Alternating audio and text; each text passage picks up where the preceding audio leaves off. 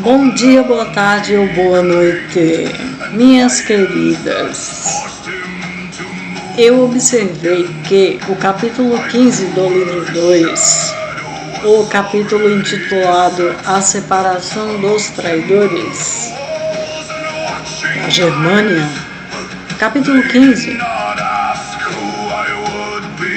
ao final da narração, eu prometi fazer comentários em um vídeo separado, só que eu não fiz esses comentários separados, vou fazer agora.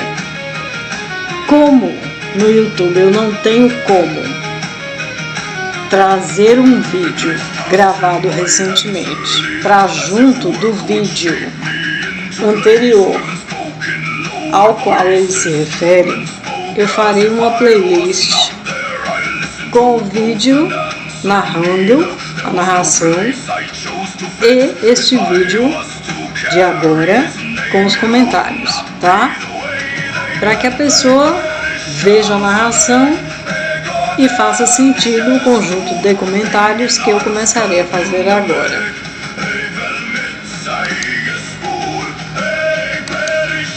Pois é, meus caros, o capítulo 15 do livro 2 fala sobre a separação dos traidores na Germânia, porque houve um conflito no leste.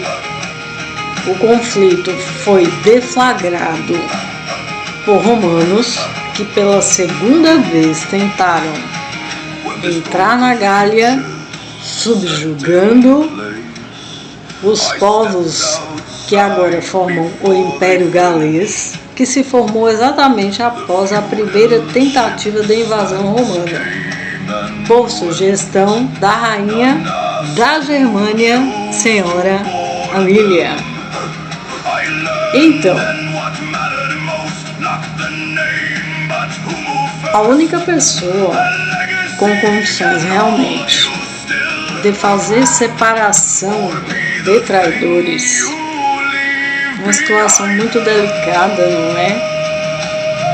Enfim, pense em uma situação que exija da pessoa que vai arbitrar, julgar, um nível de autoconhecimento extremo. Enfim, um nível de autoconhecimento extremo. Autoconhecimento. Como nós estamos tratando de poderes, de habilidades magísticas, ou seja, o manejo de energias, e estamos falando da Senhora de Avalon, que dispensa maiores explicações sobre quem é. Haja vista, já estamos no capítulo 15 do livro 2. É necessário realmente nós pensarmos nesta pessoa cuja responsabilidade seja identificar pessoas que traíram a rainha germana e na mesma senda, no mesmo caminho, separar os inocentes que foram obrigados, exige alguém que, além do nível de autoconhecimento, e em decorrência deste autoconhecimento, seja alguém que, além dos conhecimentos que possui sobre o mundo não físico, as leis do universo, a constituição da matéria, que comentei em algum final de algum dos capítulos. Eu não lembro agora qual foi, mas o átomo, como nós sabemos, estamos falando de física quântica, tá? Ele tem elétrons, prótons, nêutrons. Quando você aumenta ainda mais a lupa, você tem quarks. E após os quarks, você tem apenas a energia da consciência. Consciência inteligente. A criação do universo, dos universos, dos multiversos, das várias dimensões que compõem as existências. É uma consciência, obviamente, nem preciso dizer, inteligente. Exatamente o que a humanidade chama de Deus e que nós chamamos, no nosso conto, de deusa. Por sinal, existem hierarquias nas divindades, não é? Você tem a Grande Mãe, que é a consciência universal, que não tem forma humana, e você tem as divindades que estão mais próximas dos humanos, entre aspas, esse próximas aí, porque para acessar, por exemplo, uma divindade como Hécate,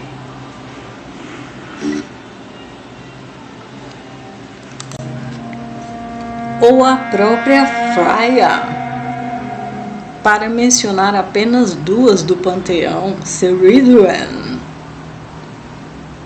Morrigan.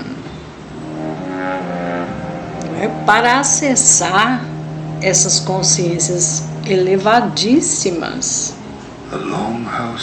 que atuam no nível dos princípios universais. Não são pessoas humanas com emoções humanas revestidas de um poder sobrenatural. Isto é a Senhora de Avalon, que está encarnada na Terra. Mas voltando ao raciocínio, para acessar essas consciências das divindades que estão bem próximas da grande inteligência universal, que é o que a humanidade atual denomina de Deus, é necessário, além do conhecimento sobre o funcionamento do universo, do cosmos, conhecer as leis do cosmos, é necessário que esta pessoa, exatamente pelo nível de autoconhecimento aprofundado, seja alguém capaz de lidar, de conviver com essa sabedoria que somente ela e a grande sacerdotisa, que é a pessoa mais próxima da Senhora de Avalon, dispõem. Você tem níveis de hierarquia também em Avalon, sacerdotisas de alta hierarquia, que têm grande conhecimento aprofundado, demais até. Mas há coisas que só a grande sacerdotisa e a Senhora de Avalon têm acesso. Não que seja um conhecimento proibido aos demais, mas é porque, para sustentar a sapiência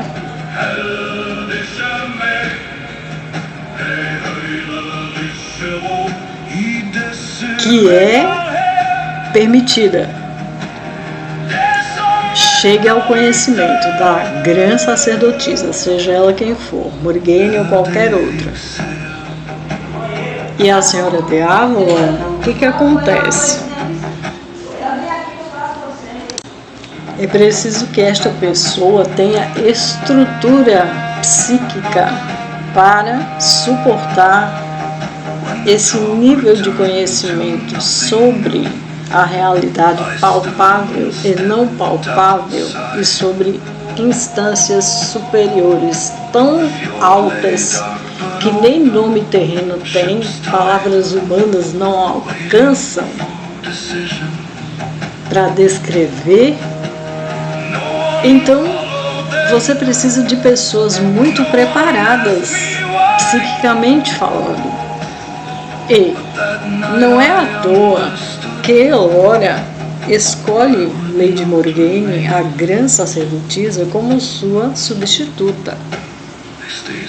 Eu estou falando do capítulo 15, mas entre o capítulo 15 e o capítulo que nós estamos no presente momento atual, que é o 23, já há conhecimento para quem vem acompanhando.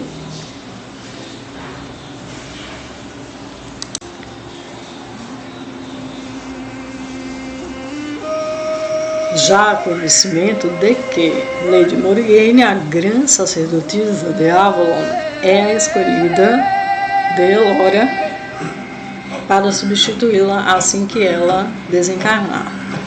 Então, por que eu estou fazendo essa explicação preliminar, que já vai em 11 minutos? Para que vocês compreendam por que a própria Elora, Senhora de Avalon, disse à Imperatriz Luna I, naquele contato por telepatia a respeito dos 200 prisioneiros encarcerados no calabouço de Lyra, porque foram encontrados no castelo pela capitã imperial Senhora Helen em busca da rainha germana no calabouço de Lyra,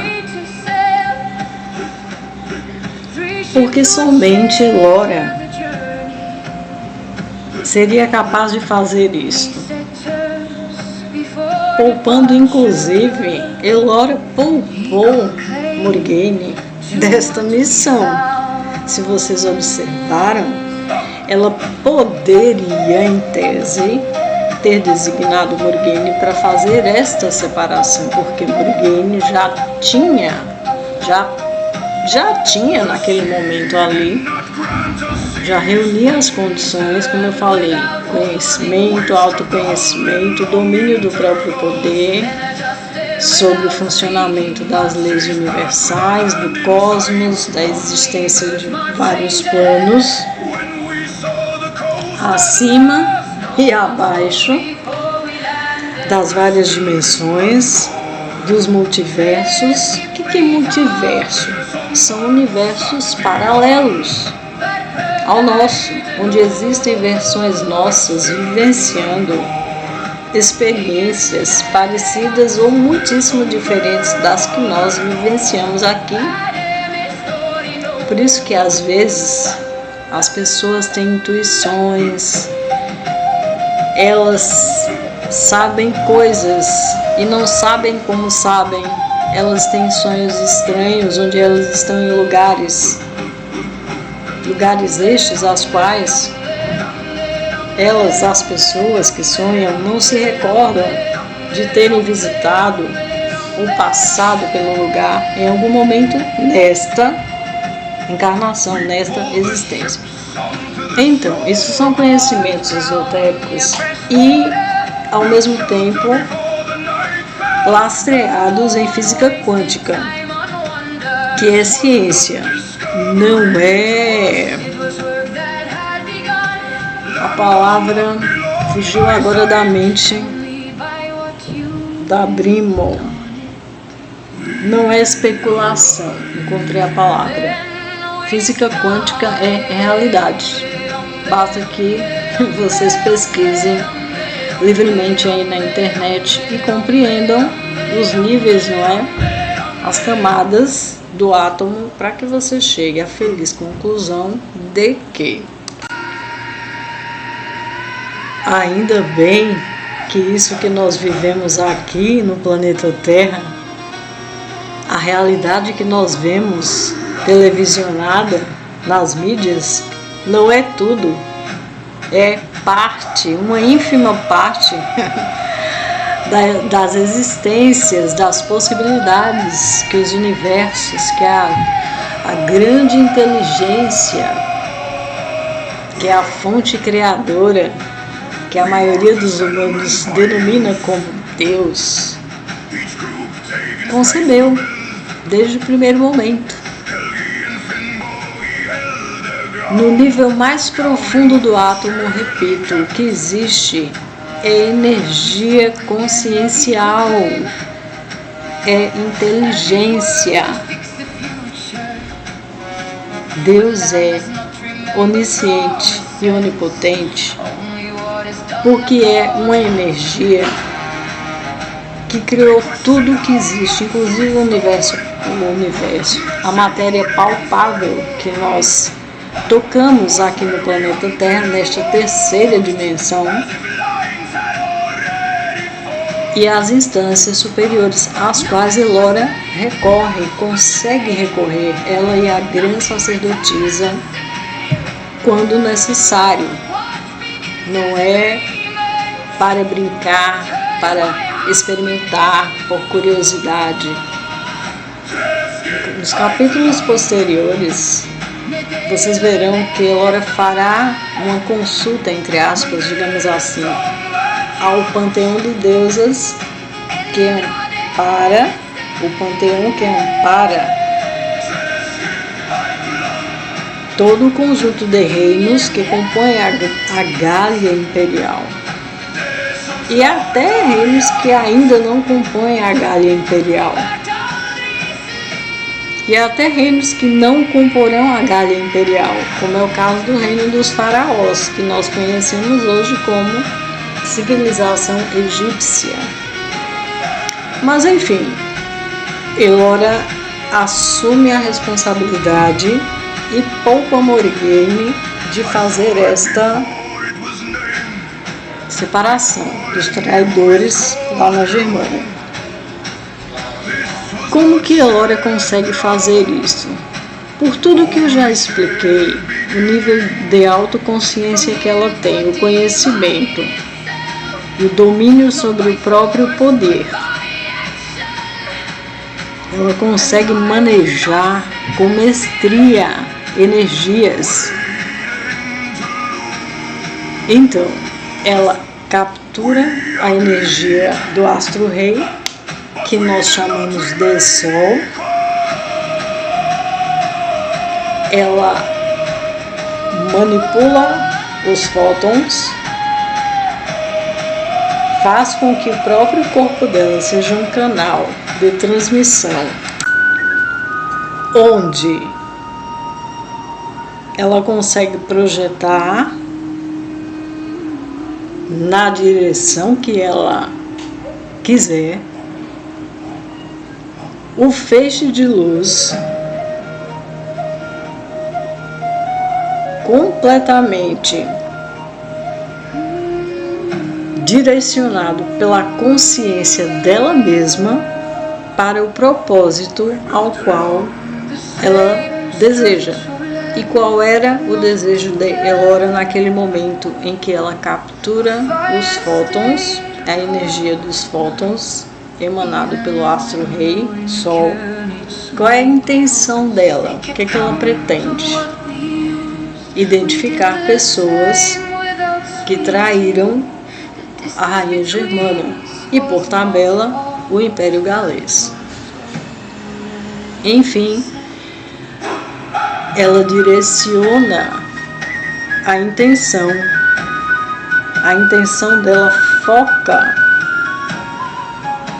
nas auras das pessoas quando ela sustenta a energia do astro-rei e depois move a palma da mão esquerda na direção dos prisioneiros enfileirados no escampado à frente do Castelo Lyra. Quando ela faz esse direcionamento como um holofote, esta ação de Elora é intencional. Ela sabe o que ela quer. Ela não está às cegas projetando um feixe de luz poderosíssimo que ela própria capturou do astro-rei às cegas, pensando assim: eu vou fazer essa projeção de fótons aqui agora, vou emitir essa luz com a minha mão e ver o que eu consigo ver, o que acontece. Não, ela sabe muito bem o que ela está procurando quando projeta a luz poderosíssima da natureza que ela conseguiu capturar no corpo físico dela. Outro detalhe, imaginem o preparo de uma sacerdotisa de alto nível, como é a senhora de Avalon e da grande sacerdotisa, para conseguir fazer esse direcionamento e capturar do contexto onde ela está projetando à luz a informação, conjunto de dados que se tornam conhecimento para ela, base para a tomada de decisão. O nível, não é? Que essa pessoa precisa chegar de consciência para que o corpo físico a acompanhe e não se dissolva com tanta energia se acumulando momentaneamente, porque ela não fica com a energia do astro-rei, do sol, circulando pelo corpo dela até o final do dia, nem dorme dessa forma, não. É momentânea esta captação da energia dos fótons emitidos pelo Sol. Então, quando ela faz a projeção, ficando bem explicado para vocês entenderem, ela procura traços de deslealdade nas auras das pessoas. Traços de deslealdade. Este é o objetivo principal dela. Por quê? Auras que vibram em frequências mais baixas do que a lealdade, a honestidade, os valores morais sólidos, caráter sólido, não é? Incorruptível, como é o caso de várias personagens ali nos arcos de Brian, na Gália, no arco nórdico, no arco germânico. A própria rainha germana é alguém com caráter incorruptível, que não se pode dizer, obviamente, dos filhos dela. Tanto é que foram mortos por decapitação devido à alta traição que eu expliquei ou explico em capítulos posteriores a este aqui do que se trata. Mas enfim, ela poderia delegar, ela poderia, enquanto senhora de Avalon, delegar a Morrigan esta missão, poderia. Só que ela é a senhora de Avalon e o nível de responsabilidade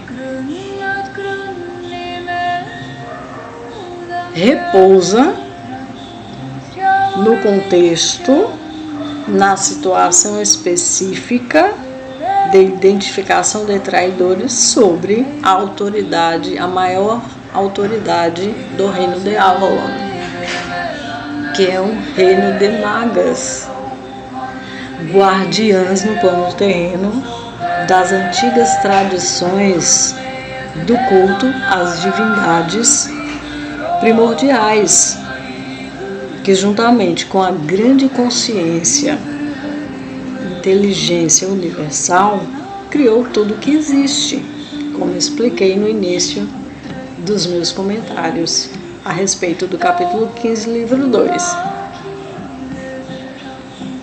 E se ela enviasse Morrigan, qual problema teria? Nenhum.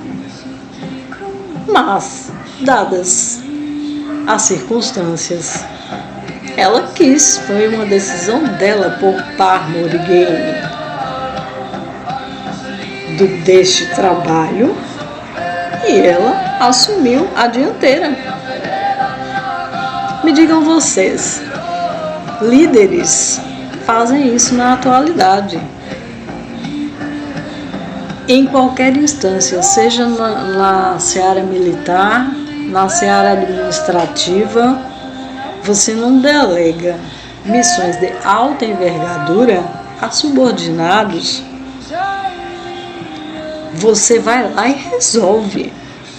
a menos que no plano de cargos e salários, ou no plano de carreira desta pessoa, dentre as atribuições dela esteja cumprir aquela determinada função,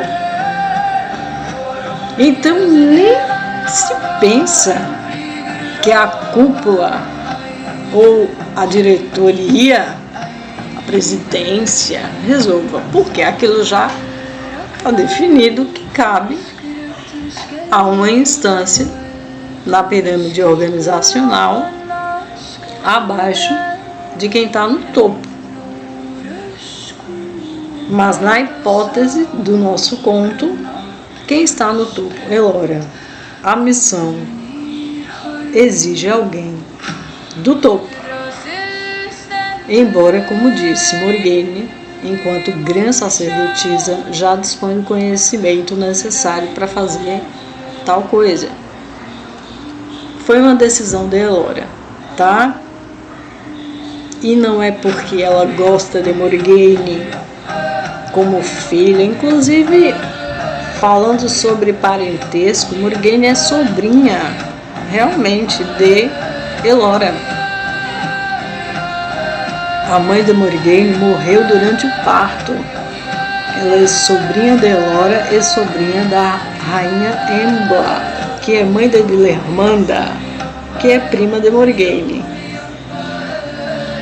Morgane também é prima de Leona.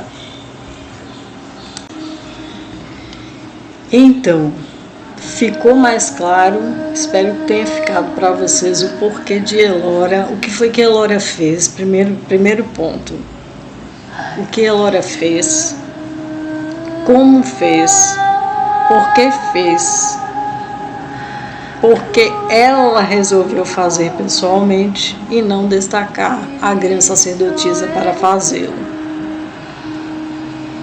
Elora tem um nível de autocontrole tão alto, a altura da função dela, que ela assistiu a todas as decapitações, como é narrado no capítulo 15. E não é porque ela tem prazer de ver pessoas sendo decapitadas. Se trata de autodomínio, autoconhecimento, minhas caras. E Maeve, uma sacerdotisa de hierarquia. Se nós pensarmos em uma pirâmide, Maeve estaria abaixo da grande sacerdotisa e um pouco mais no nível abaixo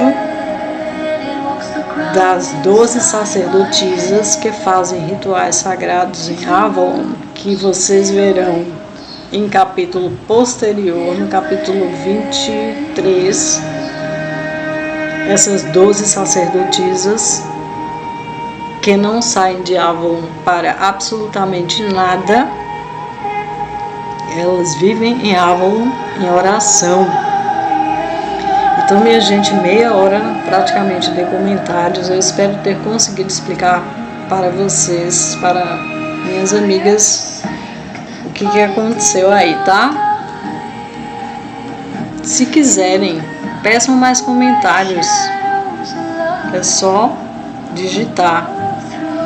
Ô, minha senhora, ô primo, comenta mais um pouco aí sobre esse vídeo, ou capítulo XYZ. Teria o maior prazer em atendê-los. Um abraço, fiquem na paz. Até a próxima, primo.